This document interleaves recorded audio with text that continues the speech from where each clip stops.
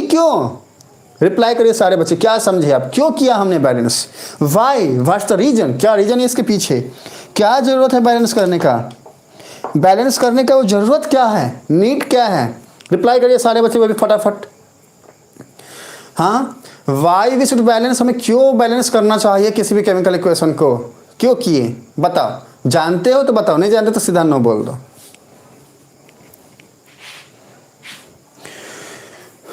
Reply करिए बच्चे, reply करिए, हाँ फटाफट रिप्लाई करिए। अगर जानते हैं तो रिप्लाई करिए, जानते हैं अगर तो रिप्लाई करिए। To satisfy the law of conservation of mass हमारा एमएस बोल रहा है, क्योंकि ये अनबैलेंस्ड है। ओके, नहीं मालूम है सर जी, हमारे विजय बोले सर जी हमको नहीं मालूम, नहीं बताएंगे हम। हाँ, well done MS, well done Vijay, well done Rohit, हमारे सारे बच्चे एकदम बिंदास रिप्लाई कर रहे हैं, उसके लिए वेल डन। हाँ, क्योंकि रिएक्टेंट जब प्रोडक्ट फॉर्म करेगा तो दोनों के एटम सेम होने चाहिए। बहुत अच्छा रिप्लाई है दृष्टि। हाँ देखो, हमारा जो एमएस है उसका रिप्लाई और दृष्टि के रिप्लाई को हम कंबाइन करते हुए एक बात बताते हैं, वो ये कि भैया law of conservation of mass क्या कहता है? Law of conservation of mass कि भैया mass can neither be created, mass को ना ही हम क्रिएट कर सकते हैं, हम ना ही इसको डिस्ट्रॉय कर सकते हैं। हाँ, neither be created nor be destroyed, हम कभी भी किसी भी एक केमिकल इक्वेशन में मास को ना तो क्रिएट कर सकते हैं ना ही डिस्ट्रॉय कर सकते हैं। आप सोचिए इसका मतलब क्या है? क्या बोल दिया आप? Neither be created nor be destroyed.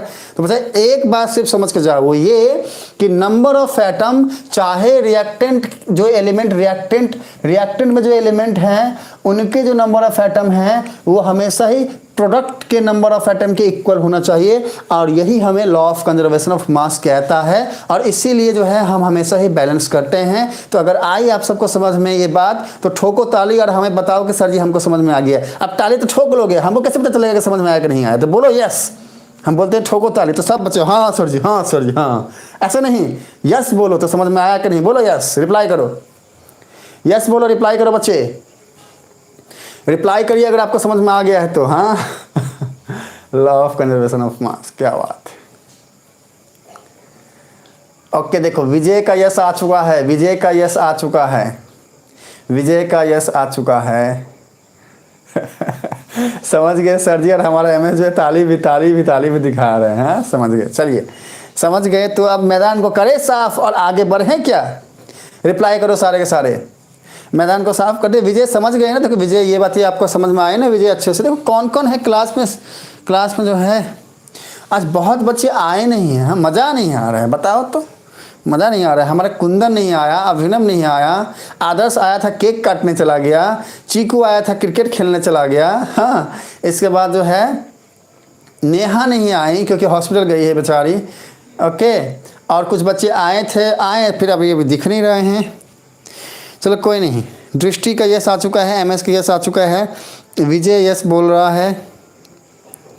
तो आगे बढ़ते हैं, थोड़ा पढ़ाई और कर लेते हैं, थोड़ा सा पढ़ाई और कर लेते हैं। सुनो, इसको जो है ना हम हटा दिए, हट जाओ रे भैया, तुम हटोगे तो फिर दूसरी बातें जो हैं वो हमारे बच्चे पढ़ेंगे। अब हम जानते हैं क्या, सुनो,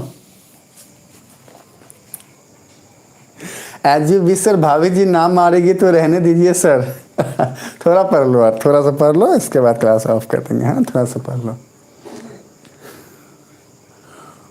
आपको कौन रहा है सर? दिक दिक दिक दिक दिक मतलब क्या?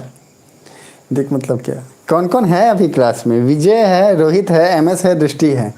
विजय, रोहित, एमएस, दृष्टि है ना?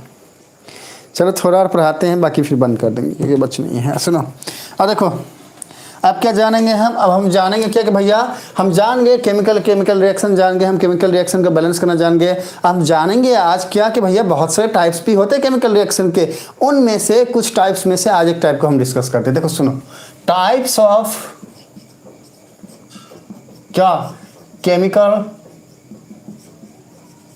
ठीक है, देखो सुनो, सर युवराज कहाँ है? हमारा विजय जो है बात करने के मूड में है। हाँ सर जल्दी जल्दी बटन पढ़ाइए, बहुत टॉपिक अभी बिल्कुल बच्चा बाकी है। हाँ युवराज कहाँ है? युवराज कुछ कुछ करते रहते हैं बच्चा, अब युवराज